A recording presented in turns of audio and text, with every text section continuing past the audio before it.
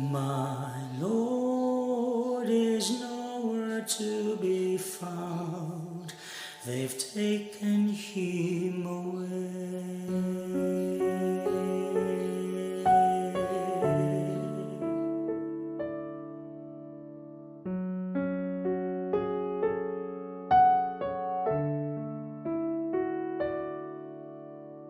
Deep is my sorrow and my grief, now that the Lord is no more here. I feel the greatest pain in my heart, for they've taken the Lord from my sight. I feel the loss of him who gave me back my hope, my courage and my faith. I feel the loss of him who saved me from the depths of darkness and of sin. My grief is just too much for me to bear alone. I couldn't find my Lord. I shudder and I cry. My Lord is nowhere to be found. They've taken him away.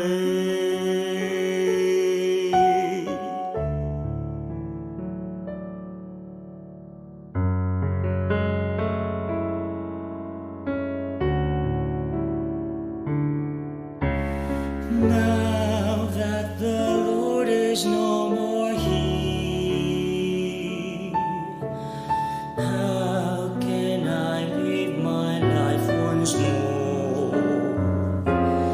My life will never ever be the same, for they've taken the Lord from my side.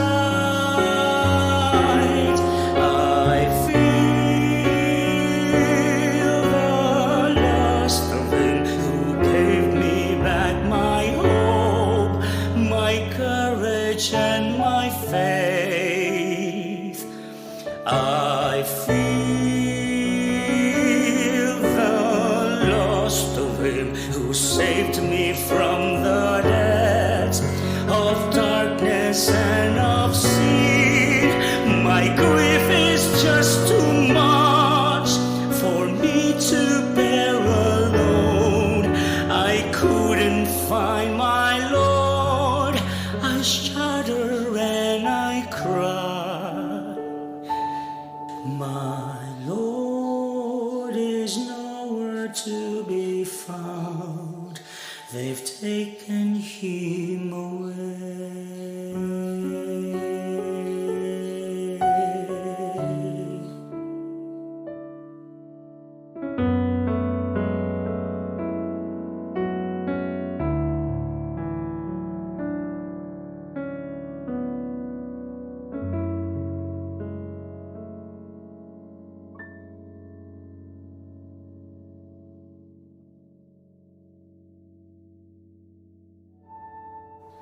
My Lord is nowhere to be found. They've taken him away.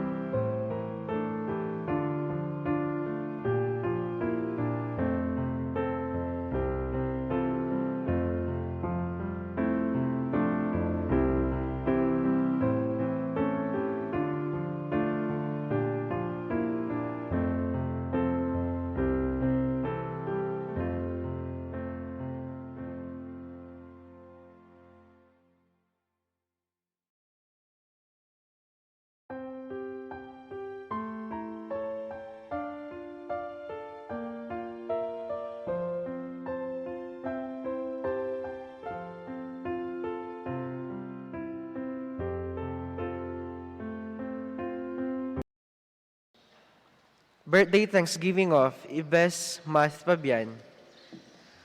For the souls of Venancio Jacobe, Ingracia Mahobe, Aurea Ford, Adriano Almario, Eusebia V. Licup.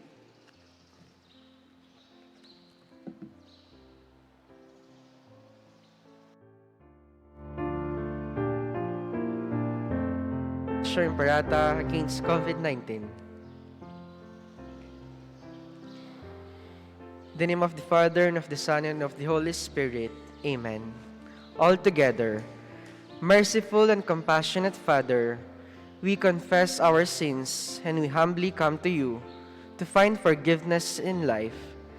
We come to you in our need to seek your protection against the COVID-19 virus that has disturbed and claimed many lives. We ask you now to look upon us with love, and by your healing hand, dispel the fear of sickness and death, restore our hope, and strengthen our faith. We pray that you guide the people tasked to find cures for this disease and to stem its transmission. Bless our efforts to use the medicines developed to end the pandemic in our country.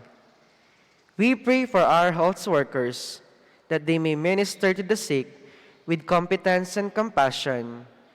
Grant them health in mind and body, strength in their commitment, protection from the disease. We pray for those afflicted. May they be restored to health. Protect those who care for them. Grant eternal rest to those who have died. Give us the grace in these trying times to work for the good of all and to help those in need. May our concern and compassion for each other see us through this crisis and lead us to conversion and holiness. Grant all this through Christ our Lord Jesus Christ, your Son, who lives and reigns with you in the unity of the Holy Spirit, God, forever and ever. Amen. We fly to your protection, O Holy Mother of God. Do not despise our petition in our necessities, but deliver us always from all dangers, O glorious and blessed Virgin. Amen. Our Lady, health of sick, pray for us. Saint Joseph, pray for us. Saint Raphael the Archangel, pray for us. San Roque, pray for us. San Lorenzo Ruiz, pray for us. San Pedro Calungsod, pray for us. Saint Simon the Apostle, pray for us. Nuestra Señora del Pilar de San Simon, pray for us. In the name of the Father, and of the Son, and of the Holy Spirit. Amen. Please be seated.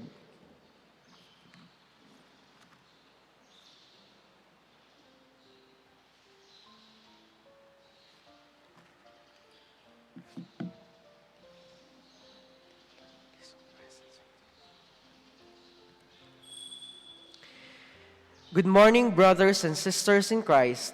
We are now on the first Sunday of Lent. Please all rise and sing the entrance hymn.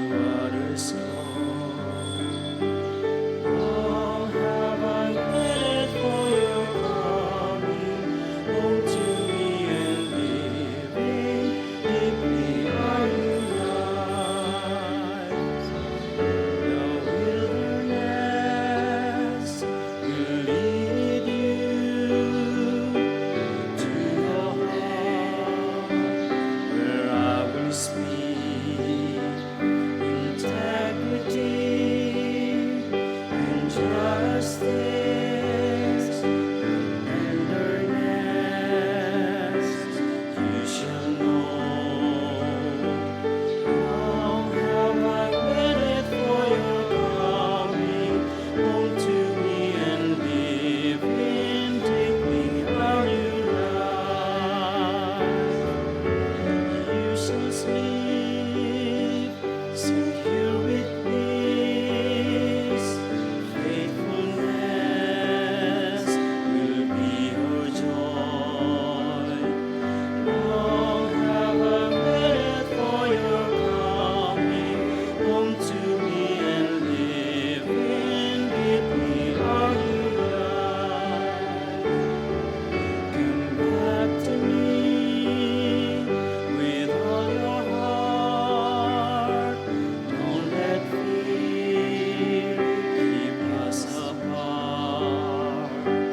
Trees still bend, though straight and tall. So much sweet to others call. Long have I waited for your coming home to me, and living deeply our new life. The wilderness will lead you to your heart. The love is me, integrity and justice with tenderness you shall know. Long have I waited for your coming home to me, and living deeply our new life. In the name of the Father, and of the Son, and of the Holy Spirit. Amen. The Lord be with you. And with your spirit. Lent is a time when we realize how far we are with the Lord because of sin. But Lent is also a time of grace. Because of that realization, we are invited by the Lord to go back to Him. The Lord who has been waiting for our homecoming. And that's when Lent becomes a time of grace. If we respond to His invitation to go back to Him, to humble ourselves, repent in our own sinfulness. That's why, sisters and brothers, let this celebration be an opportunity for us to be reconciled back to God, to be worthy to receive Him in the sacrament that has called to mind our own weaknesses and sinfulness before God, and beg Him His mercy and His compassion.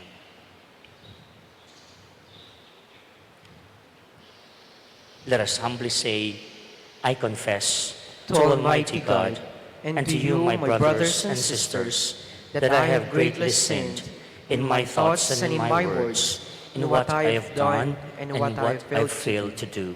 Through my fault, through my most grievous fault.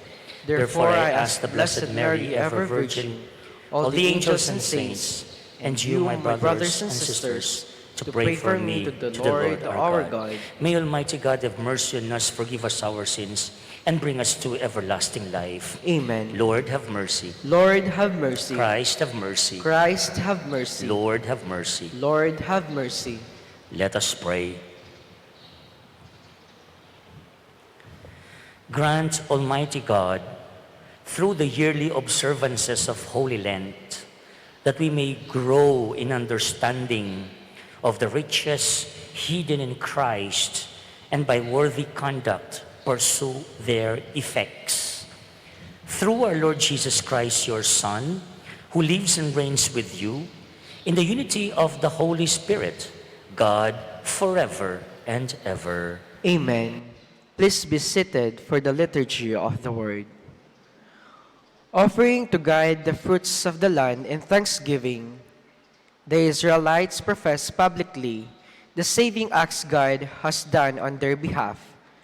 Lent is the time to recall the Lord Jesus' suffering on our behalf. Let us now listen to the first reading. A reading from the book of Deuteronomy. Moses spoke to the people, saying, "The priest shall receive the basket from you, and shall set it in front of the altar of the Lord your God. Then you shall declare before the Lord your God, 'My father was a wandering Aramean, who went down to Egypt with a small household and lived there as an alien. But there he became a nation, great, strong, and numerous.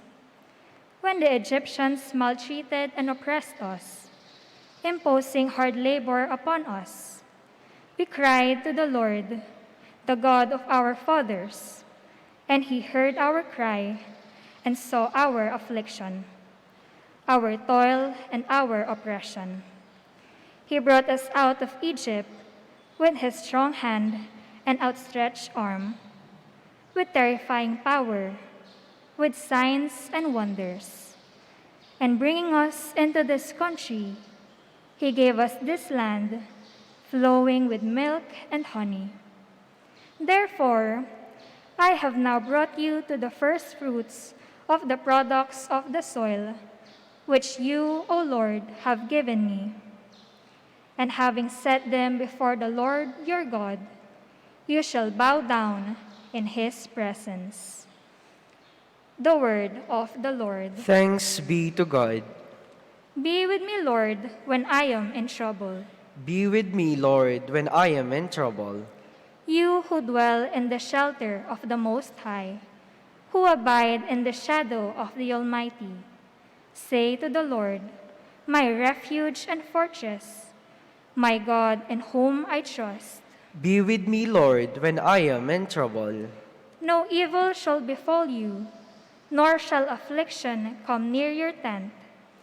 For to his angels he has given command about you, that they guard you in all your ways. Be with me, Lord, when I am in trouble. Upon their hands they shall bear you up, lest you dash your foot against a stone. You shall tread upon the asp and the viper. You shall trample down the lion and the dragon. Be with me, Lord, when I am in trouble. Because he clings to me, I will deliver him. I will set him on high, because he acknowledges my name. He shall call upon me, and I will answer him. I will be with him in distress. I will deliver him and glorify him. Be with me, Lord, when I am in trouble. The Apostle Paul exhorts us to place our faith and confidence in the Lord Jesus, who suffered and died and was raised from the dead for our salvation. Let us now listen to the second reading. A reading from the letter of St. Paul to the Romans. Brothers and sisters, what does Scripture say? The word is near you, in your mouth and in your heart. That is the word of faith that we preach. For if you confess with your mouth that Jesus is Lord, and believe in your heart that God raised him from the dead, you will be saved. For one believes with the heart and so is justified. One confesses with the mouth and so is saved. For the Scripture says, "No one who believes in him will be put to shame." For there is no distinction between Jew and Greek.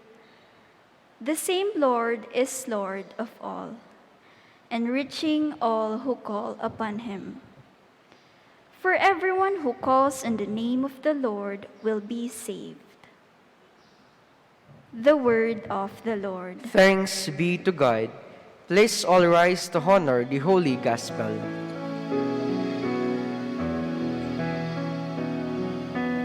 Glory to you, Lord of God, Lord Jesus Christ.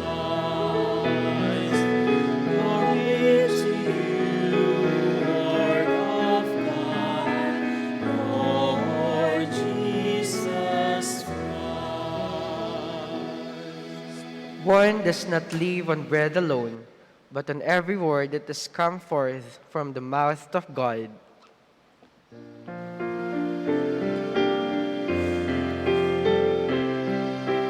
Glory to you, Lord of God, Lord Jesus Christ. Glory to you, Lord of God, Lord Jesus Christ. Glory to you, Lord of God, Lord Jesus Christ. The Lord be with you. And with your spirit, A reading from the Holy Gospel according to Saint Luke. glory to you, O Lord.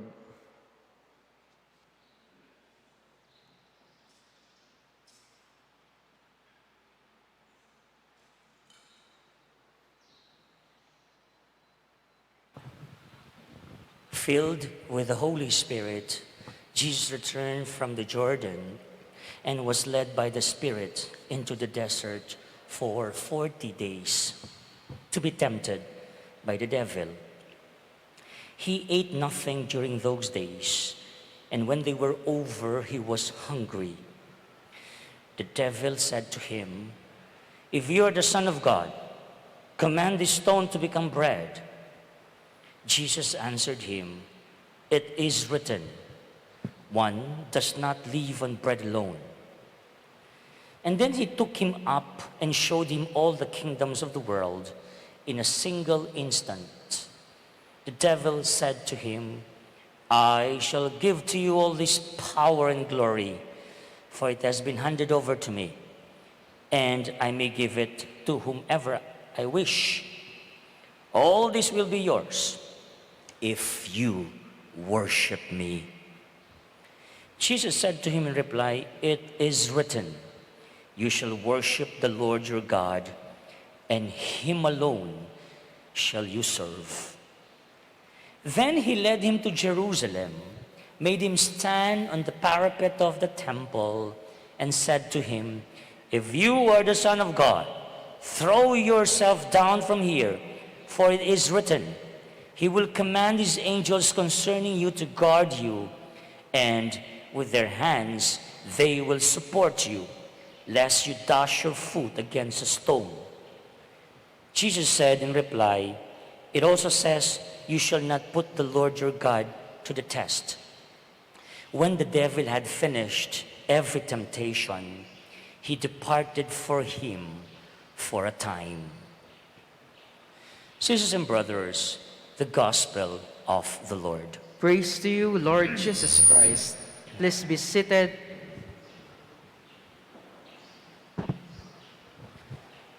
So we have entered the holy season of Lent. We are now on the first Sunday of Lent. But you know that our liturgy begins the season of Lent with, we call Ash Wednesday, which we have just recently commemorated. Nung Miracles lamang po yun. And during the Ash Wednesday, if I remember, and if you remember, one of the things we reflected during the homily is the meaning of the ashes that was placed in our foreheads. Bakit nga ba abo? At ano nga bang sinisimbolo ng abo na inilagay sa ating noo? Ang abo, sabi natin, ay sumisimbolo sa isang katotohanan tungkol sa ating pagkatao. Ang tao ay makasalanan, mahina. No? He or she is fragile, and a realization of that human nature, our tendency to sin. But we were also led to a reflection on the shape of the ashes. Don't we forget that. It's in the form of a cross. What does it say? Oo, makasalanan tayo, pero ang krus na hugis ng abo ay sumisimbolo ng pagmamahal ng Diyos. And so Lent, sisters and brothers, it's not only a time when we realize that we are sinners, it's also a time when we are invited to repent and to go back with the Lord. One of my favorite Lenten songs is Hosea. Come back to me with all your heart. Don't let fear keep us apart. It speaks of a God who is just there waiting for us. Naghihintay lang siya para tayo ay magbalik loob sa Kanya.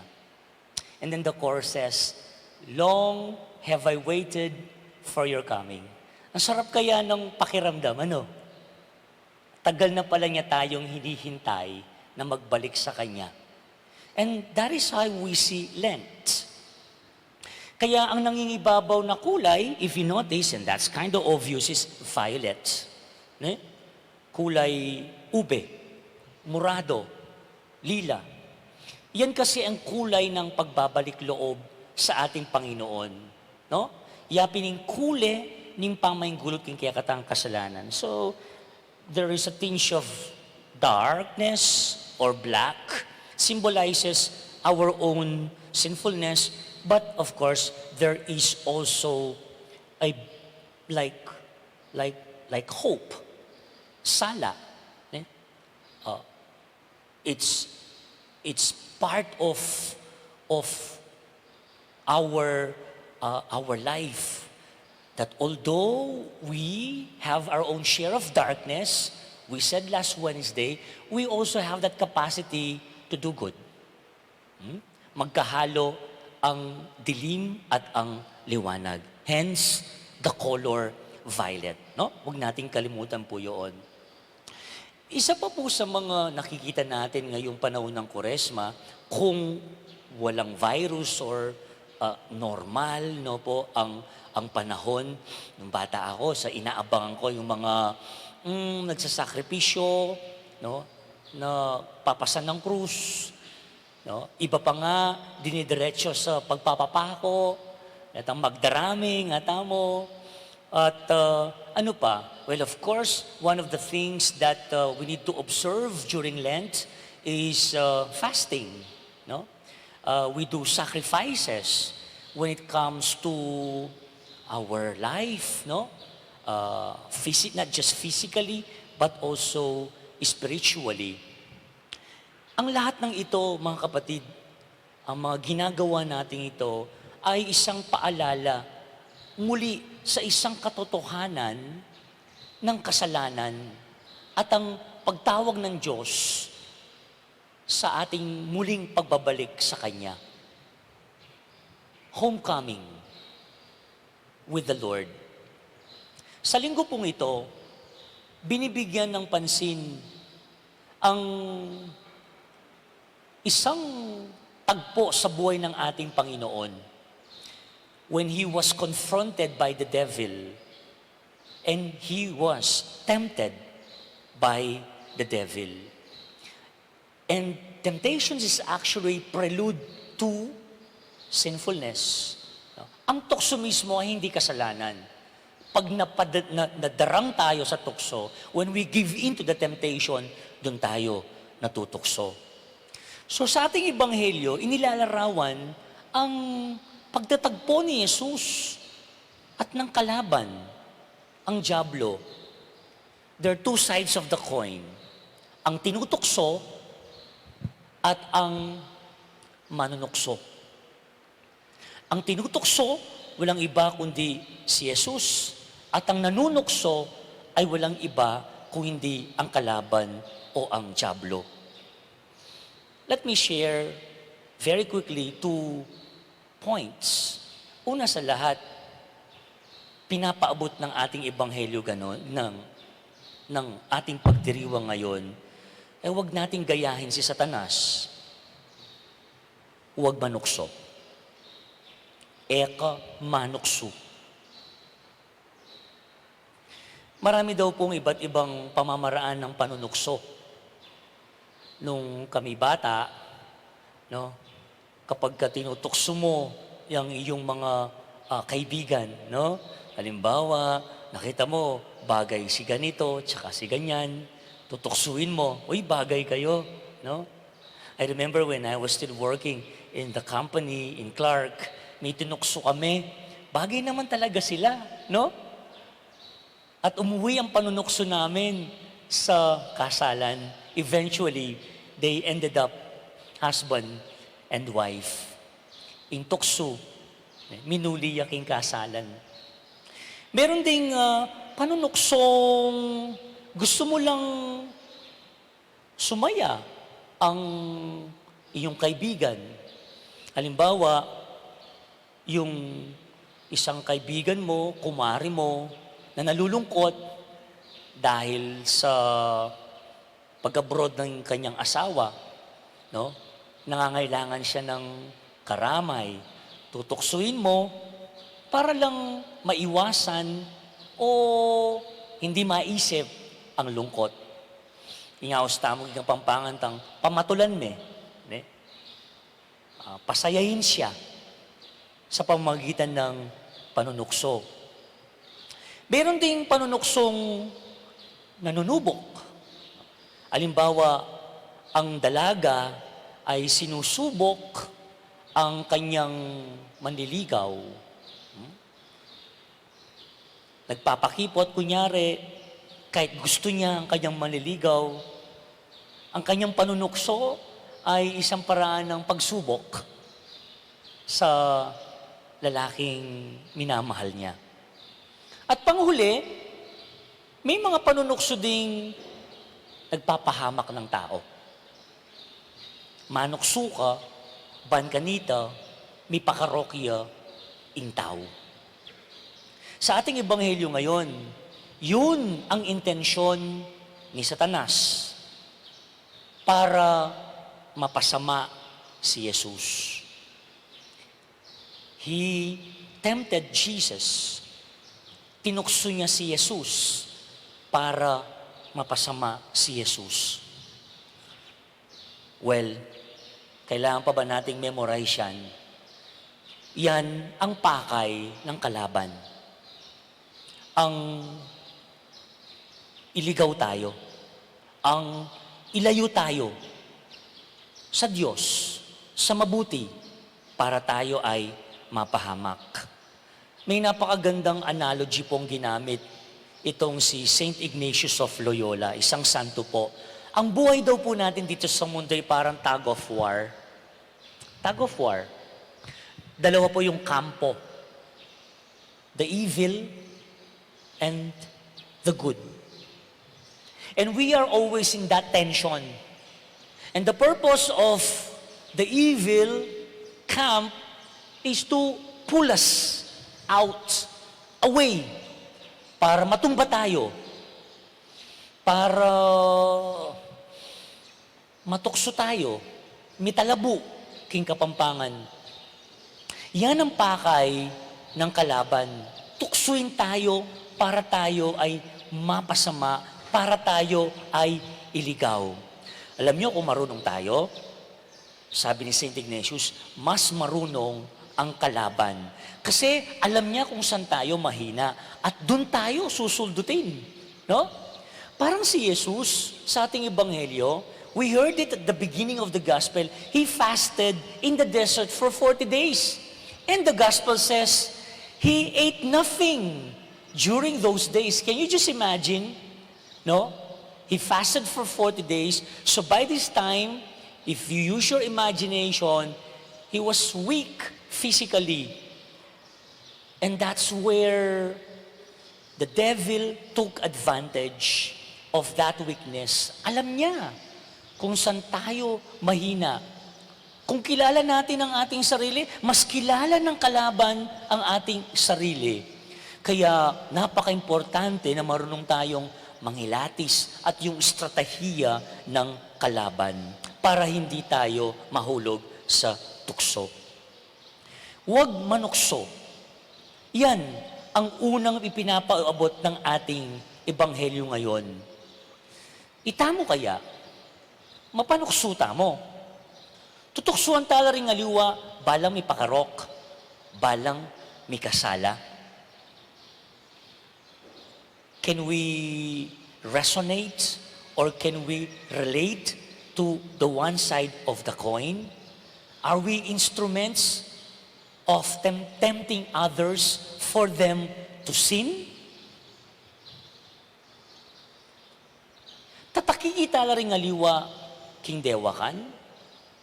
Instrumento ba tayo para yung ibang tao ay magkasala? Election na naman. I think napapanahon itong imbitasyon ng ating ebanghelyo. Huwag kang manukso. Huwag kang manukso sa pamamaraan ng paglalagay, pandaraya, o pagbili halimbawa ng boto. Daratsahan na tayo. Isang parang warning o pakiusap sa ating mga kandidato. Kung sakali meron kayong balak, please, pakinggan natin ang habili ng Panginoon. Huwag manukso.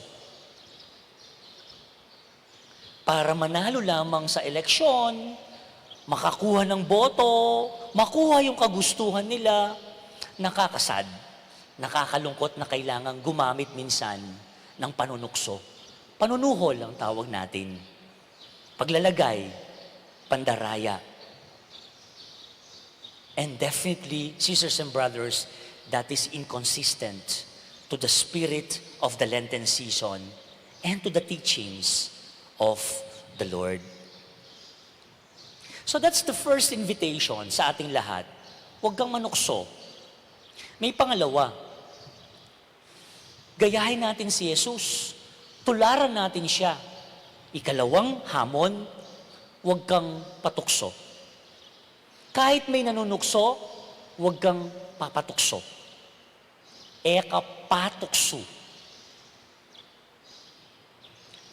Ang tanong, papaano nga ba natin mapaglalabanan ang tukso? Anong ating gagawin?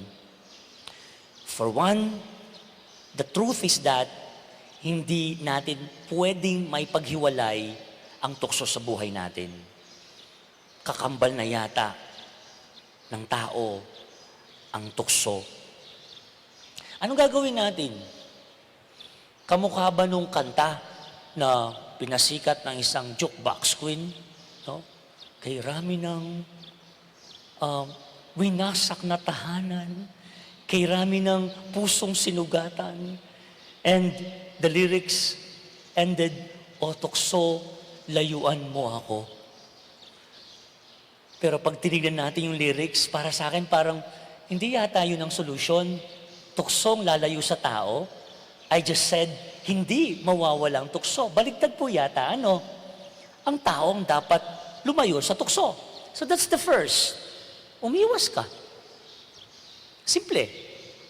Lumisya ka. Miwas ka. At lisya ka king kasalanan at sa mga bagay-bagay na nagdadala sa iyo sa kasalanan. Those things that bring you to temptation. Iwasan natin. Magbigay tayo ng halimbawa. Kung ang kahinaan mo ay, sugal, na po, bisyo, iwasan mo yung mga pagpunta sa casino, no? Sa mga pasugalan, o anumang klaseng sugal. Iwasan yung mga lugar, those places that lead you to sin. Umiwas. Kung mahina ka sa chismis, indredus, iwasan natin yung mga marites, no? Yung mga maricon. Unless, of course, Yun yung almusal mo, no? Pero kung alam mo at gusto mong umiwas talaga sa chismis, no? Iwasan yung mga okasyon na yon. Makita mo pa lang si kumare anong latest, o si kumpare, confirm, ay mo ko lalapitan, kwentuhan tana mo, kaya ka maging dredus. And I think it's a matter of, political will, no po, and the courage to say no, and to refrain from those occasions that lead you to sin. All right? That's number 1. Miwas ka, lisya ka. Number 2, nung impamanukso, huwag yung iwasan o lisyan. Andiyan na Number 2, di labanan mo. Labanan mo. Parang apoy. No? Kailangan ng tubig para patayin ang apoy. No? Halimbawa, ang pagmumura, isa sa mga paborito natin tong kasalanan, no? Ang pagmumura. Well, isa sa mga pwede nating gawin, no? Let's be careful on our words that we say. No? Let's be more creative. Pag natutusok tayong magmura, no? Isipin natin, ang kaharap natin ay hindi deserve ang mga pagmumurang yon. Tingnan natin ang mas mabuting katangian ng tao. Kung natutukso ka, halimbawa, manood ng mga tinatawag nating dirty films, of course, those are the things that lead us to sin against the flesh. Labanan mo. You watch wholesome films. Ang isip daw ng tao ay parang computer. No? Kung ano yung pinapasok mo, no? Ay siya ring lumalabas sa ating isip. Kaya kung ano yung pinapanood natin, palagi, tungkol sa halimbawa, kalaswaan, yan din ang definitely magiging preoccupation ng ating isip. At hanggang hahantong yan sa mga gawaing makakasama sa ating pag-isip at sa ating pagkatao. Kung natutukso kang pumunta sa mga lugar na humahantong sa kasalanan, mga paboritong lugar, subukan mong pasyalan ang iyong mga kaibigan. You see, there are a lot of creative means to address and to fight the many temptations in our lives kung hindi natin maiwasan. O, kung natutukso kang mandaya, no? Kung natutukso kang manuhol, yung example natin kanina, pwede magsimba ka. Para sa ganun, you'll be guided by the Word of God. You'll be nourished by the Eucharist. At yun ang pangarap ko hanggang ngayon, yung makita ang ating mga kandidato na kahit papano yung magsimba, makita natin kasama nating pumapasok sa simbahan at mag-break muna sa kanilang pangangampanya. They sometimes claim that they're so busy with their pangangampanya, pero kahit isang oras man lang, no, na pagdarasal at pagpunta sa simbahan, para nang sa ganun maiwasan kung mayroon ka mang balak na masama, no, sa darating na eleksyon, magsimba ka bago mangampanya. At alam natin ngayong Kwaresma, mga kapatid, yan ay isa sa mga hinihimok tayo ng simbahan. Ang tinatawag nating those acts of holiness, no po? Prayer, fasting, and almsgiving. Natatandaan niyo po yon? Yun yung gospel natin last Wednesday. Panalangin, pamagayuno, ang pamaglimus. Prayer, fasting, and abstinence. Take it from Jesus. You see, He was in the desert for 40 days. Yes, He did not eat anything, but what was His secret? He prayed. And the gospel says, filled with the Holy Spirit. Yun ang umpisa ng Ebanghelyo. Siya'y puno ng banal na Espiritu. Meaning to say, He was able to overcome the temptations of the devil, not just once, not just but twice, but 3 times, because he was filled with the Holy Spirit. He was led by the Spirit in the desert for 40 days. Meaning he was not alone. He was with the Holy Spirit. And that's a very good thing to reflect. Kung tayo lang, sabi ni San Pablo, hindi natin kayang kalaban dahil matinding kalaban. Malakas ang kalaban. At madali tayong madarang, mahulog, maligaw. Pero kung kasama natin ang Panginoon at pupunuin natin ang ating sarili sa banal na Espiritu, meaning hindi tayo mag-isa sa laban na ito, kakayanin natin. That's why it was Paul who said, apart from God, I can't do nothing.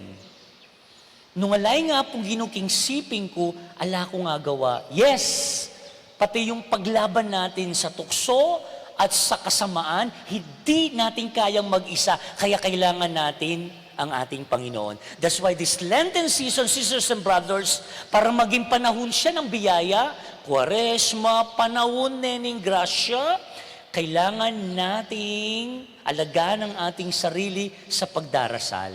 There's one more thing, pag-aayuno. He fasted.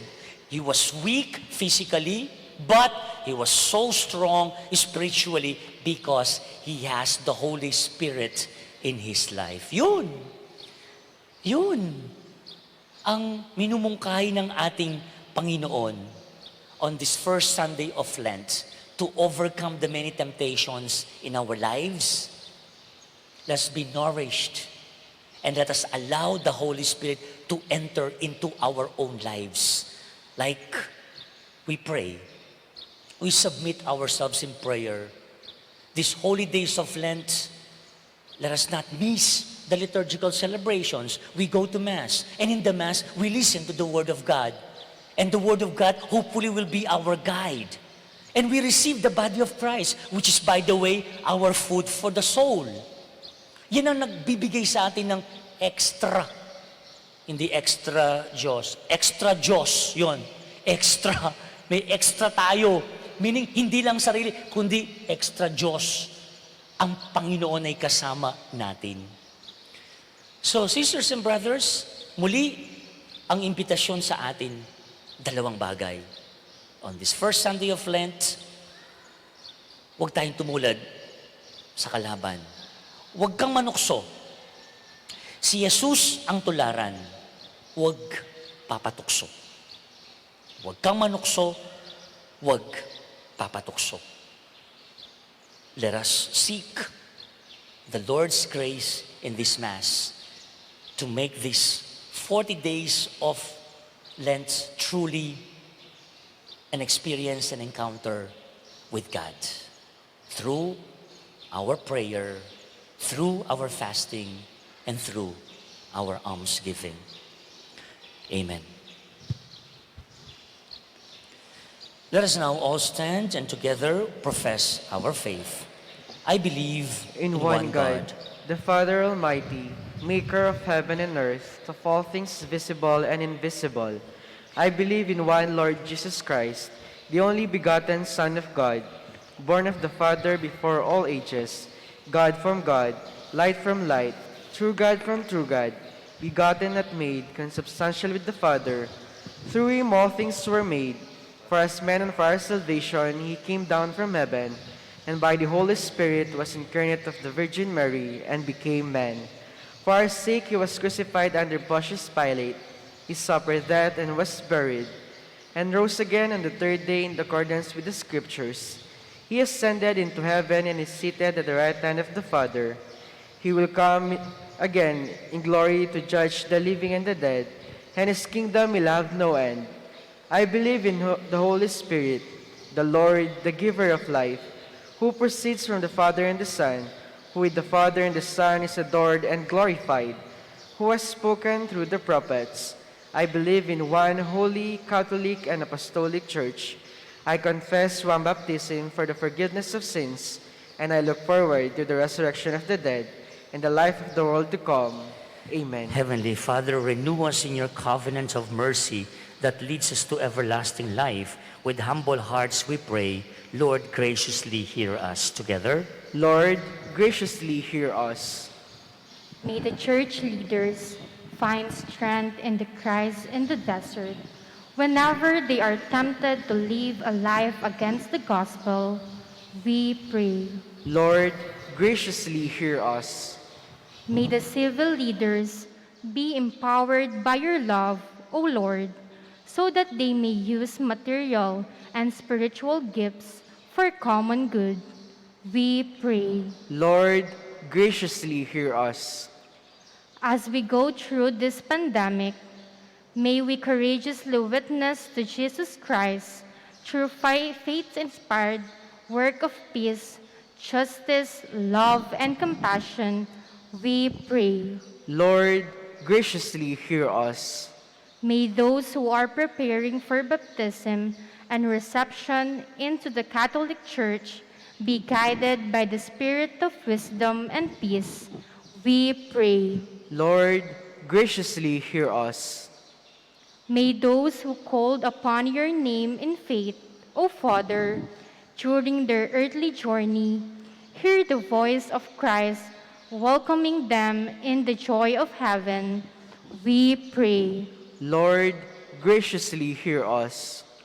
Let us pray for the urgent concerns of our community and our personal intention.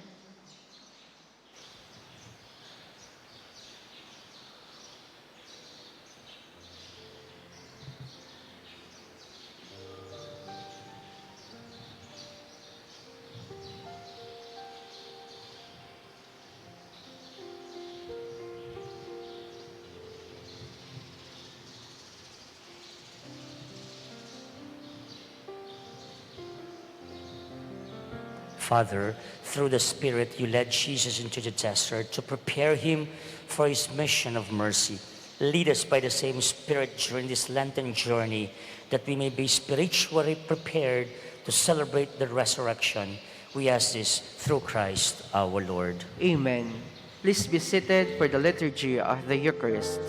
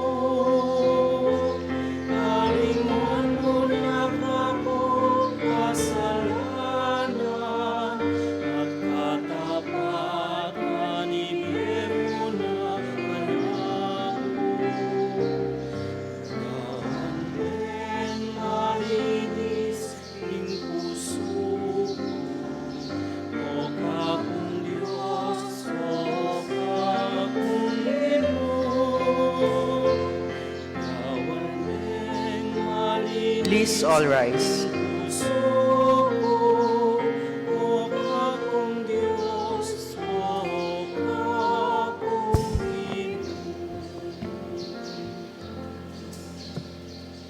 Pray, brethren, that my sacrifice and yours may be acceptable to God, the Almighty Father. May the Lord accept the sacrifice at your hands for the praise and glory of his name, for our good and the good of all his holy church.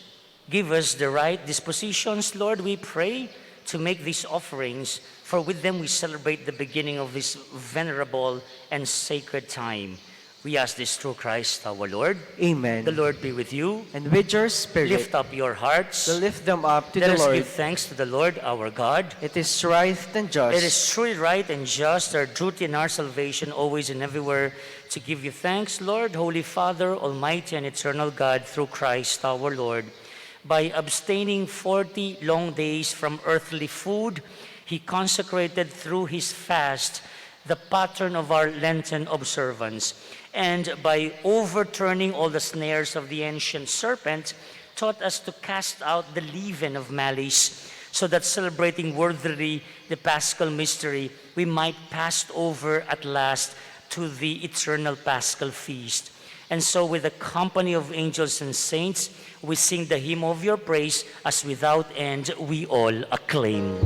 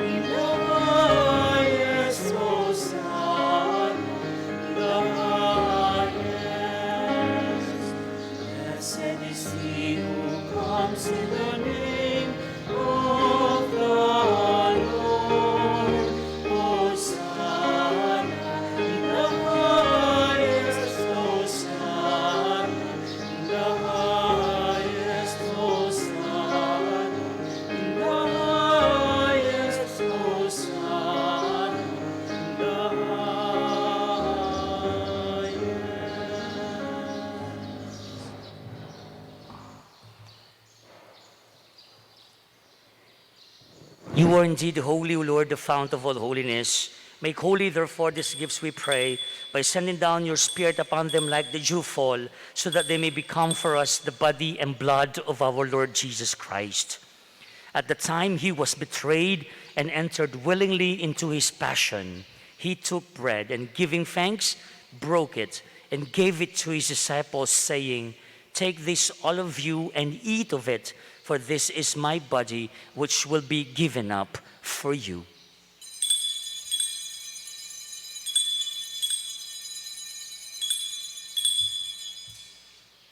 In a similar way, when supper was ended, he took the chalice, and once more giving thanks, he gave it to his disciples and said, "Take this, all of you, and drink from it, for this is the chalice of my blood, the blood of the new and eternal covenant, which will be poured out for you and for all for the forgiveness of sins. Do this in memory of me."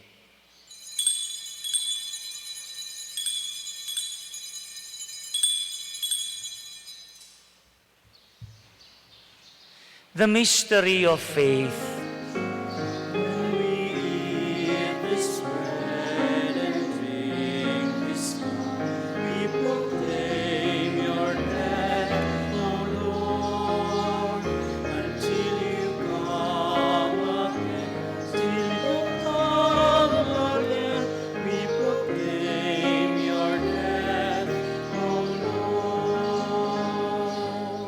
Therefore, as we celebrate the memorial of his death and resurrection, we offer you, Lord, the bread of life and the chalice of salvation, giving thanks that you have held us worthy to be in your presence and to minister to you. Humbly we pray that, partaking of the body and blood of Christ, we may be gathered into one by the Holy Spirit. Remember, Lord, your church spread throughout the world, and bring her to the fullness of charity, together with Francis, our Pope, Florentino, our Archbishop, and all the clergy. Remember also all our brothers and sisters who have fallen asleep in the hope of the resurrection, and to all who have died in your mercy.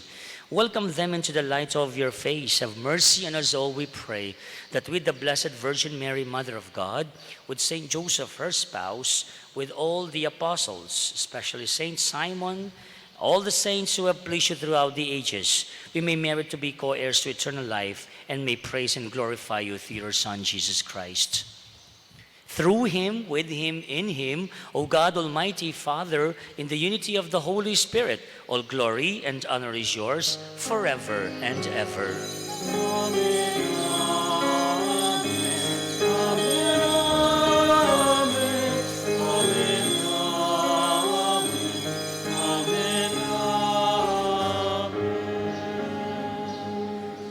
Do not bring us to the test, but deliver us from evil. Brothers and sisters, we have the courage to call on God, our Father, to grant us that grace with the words our Lord Jesus Christ himself taught us.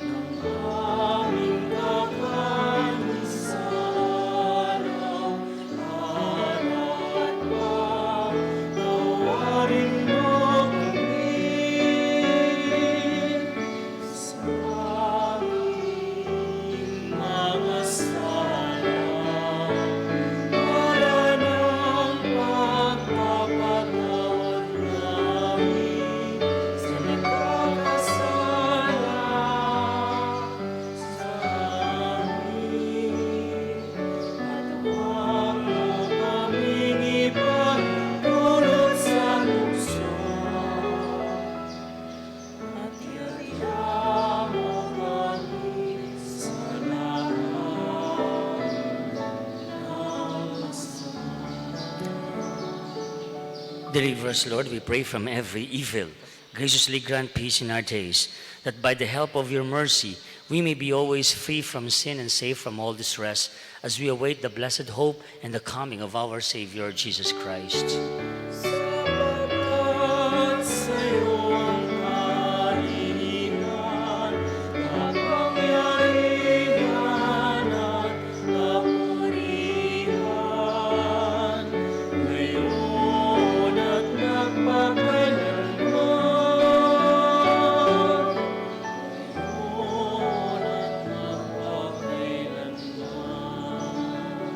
Lord Jesus Christ, you said to your apostles, "Peace I leave you, my peace I give you."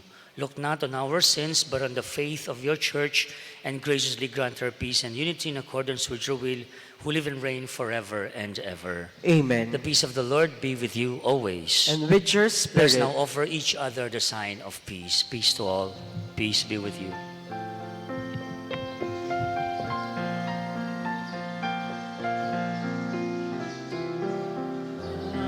Of God, you take away the sins of the world. Have mercy on us. Lamb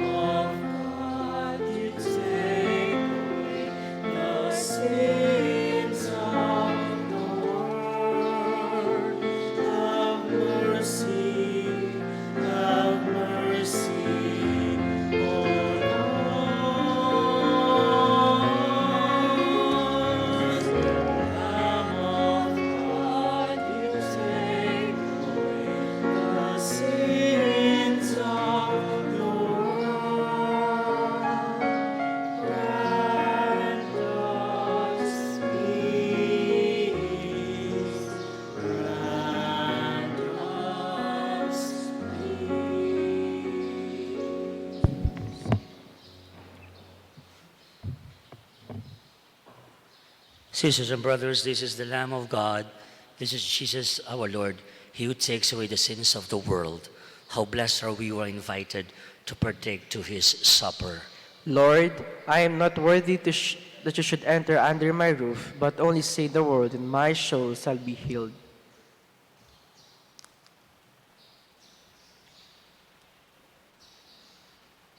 Please all rise.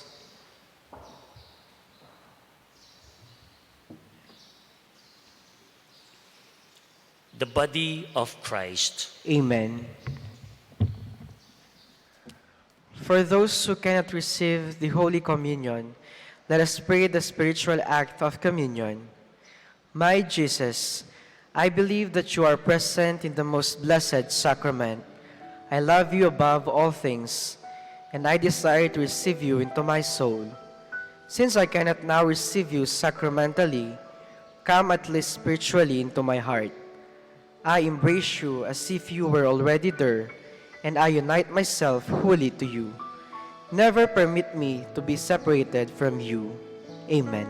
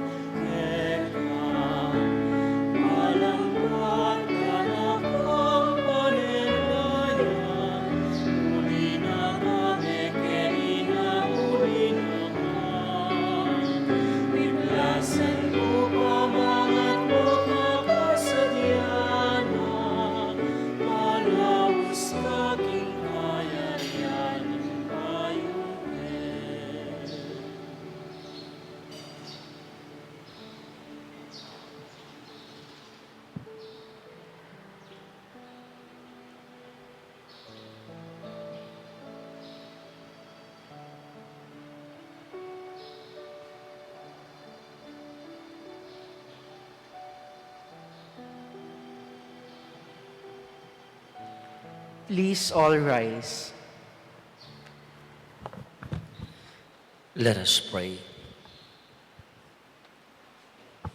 Renewed now with heavenly bread, by which faith is nourished, hope increased, and charity strengthened, we pray, O Lord, that we may learn to hunger for Christ, the true and living bread, and strive to live by every word which proceeds from your mouth. We ask this through Christ our Lord. Amen. Let us pray the prayer for the 2022 national and local elections. Please kneel. Let us pray that the forthcoming national and local elections may truly reflect the will of the Lord who guides the destinies of nations.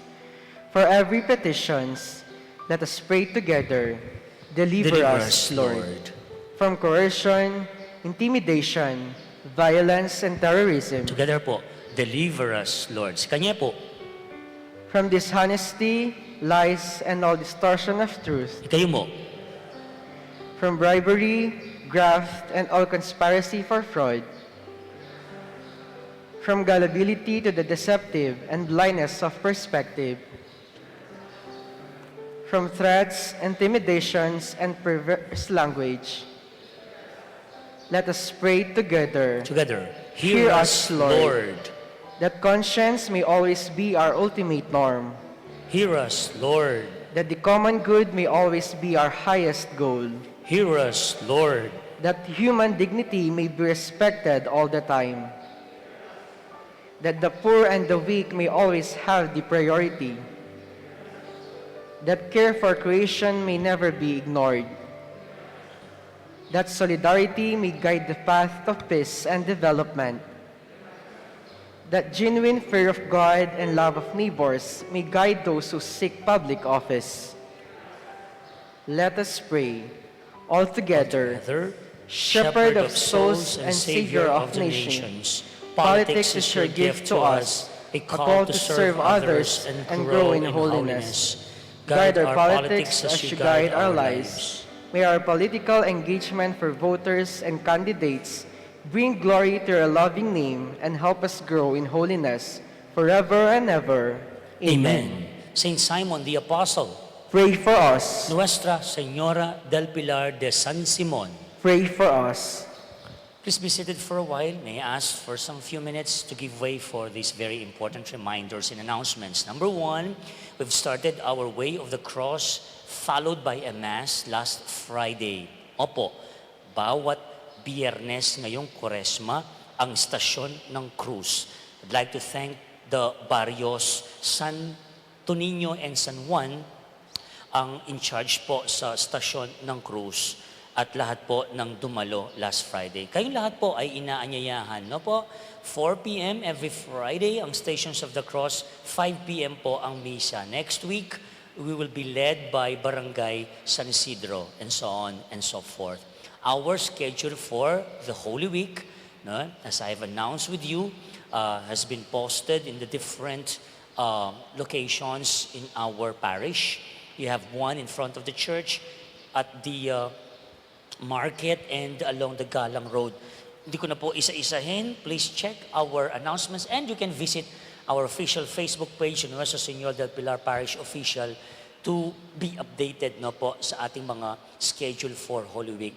One more thing, mga kapatid natin from San Jose is inviting all of us to their novena starting March 10, and then they will have Triduum Mass starting March 16, 17, and 18 in celebration of their barangay fiesta.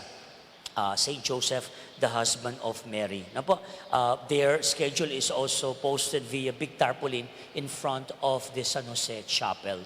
And to update you with our projects, walang sawang, kahit nakukulitan na kayo sa akin dahil po epektibo itong pamamaraan ng pag-announce, pag-appeal na rin po kasi may mga nagre-respond po. For example, Kiko, we start with the BACOD. And the BACOD is ongoing. We're already on the third panel at patuloy din po ang suporta po at pagbibigay ng kanilang commitment to help us out. Nakakataba po ng puso, halimbawa, special thanks to the San Juan Zumba Mates. O, di ba? Pati po itong grupong ito, civic organization, is so willing to help, no po. They will have a Zumba marathon in order to raise funds to finance our BACOD. Also, there are families who are texting and sending their help na po. Dakal po salamat. And nakakataba ng puso, there is one who will celebrate her birthday this month. Instead of celebrating her birthday, dinonate na lamang po ang kanyang pang-birthday. That's a total of 50,000 pesos. Palapan po natin siya. Ayaw pong pamensyon ng pangalan, pero salamat po. Iba po sa atin. And thank you sa lahat po ng mga sumusuporta, no, those who are willing to share their resources. And of course, our Facebook viewers, Simonians from other countries have also responded. Thank you so much. And you know, as I've said, that this bakod is a dream of my late mother, Apong Peli, who will be celebrating her birthday tomorrow. She would have been 80 years old tomorrow. Happy birthday, Ma, in heaven. And ini po, in kaya kang pangarap, kaya ni king parokyaning San Simon, king Sauk Dareni pong parokyanus, ditak-ditak ining bakod gagawan niya po. Sana po, in due time, makompleto ya po. Lastly, the Reliquary Chapel, tuloy-tuloy din po ang buhos ng tulong. Can you show the reliquary? There you go. The oil painting, can you focus that ko? Finally, last night, there's a person who is from abroad who said yes, and that's one of the items, no, that will be donated by our donor, yung oil paint ni San Simon. At patuloy po ang pagtulong po ng mga tao dito. And that's inside of the reliquary. Baka hindi niyo pa po nakita itong sa labas niya. Okay, we talk about the reliquary. That's the relic, the first class relic of San Simon.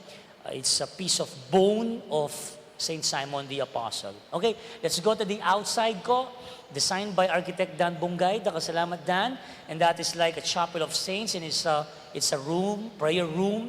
That's the interior of it. Ito po yung nasa ibaba ng belfry na po. Bandayo pong wanan. Kaya kayo, kaluwalyo po ketang apong mamakal. There's a candle stand. That's it. So, ongoing po. Ay pa po may umpisa. Pero patuloy po ang buhos ng tulong. Paumpisahin natin yan pag medyo maliwanag na po yung ating budget. So we continue to appeal. Those who are interested can just see me personally, no po, dun sa ating office, so I can discuss the details of it all. What else? Ongoing rin po yung mga gawain dito sa parokya. Thank you to the Synod and Synodality. Almost done. The PPCRV, we have already started the working, and then consultations with different organizations and the different chapel with the PPC. Pakipanalangin nyo. Kaya po, sana maging lang mabunga deti. Hopefully by May 27, in my third year, we will be inducting, installing the new officials of our Chapel Pastoral Council and the religious mandated organizations. We have also opened our membership to all organizations. Those who are interested can just approach me or the group, the members of the group where you're interested. Dahil po salamat kaya kayo man. Sana po kalendaratan pang kaya katamo pong kapag masusyan, kaya tabed na kayo. Thank you for coming to our Facebook viewers. Thank you also for tuning in, for joining us always. Now we stand to receive the final blessing. Sisters and brothers, the Lord be with you. And with your spirit. Bow your heads and pray for God's blessing. May bountiful blessing, O Lord, we pray, come down upon your people, that hope may grow in tribulation, virtue be strengthened in temptation, and eternal redemption be assured through Christ our Lord. Amen. And may the blessing of the Almighty God, the Father, the Son, and the Holy Spirit come down on you and remain with you forever. Amen. The Mass has been offered. Go and announce the gospel of the Lord. Thanks be to God. Tayo po nga pong ginumaya, abake kayo, and have a blessed Sunday ahead.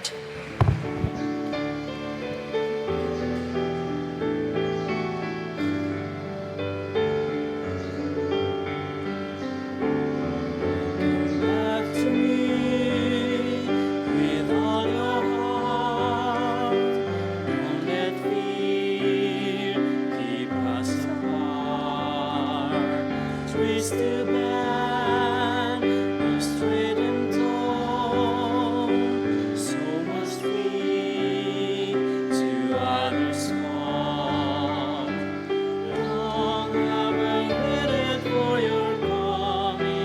home to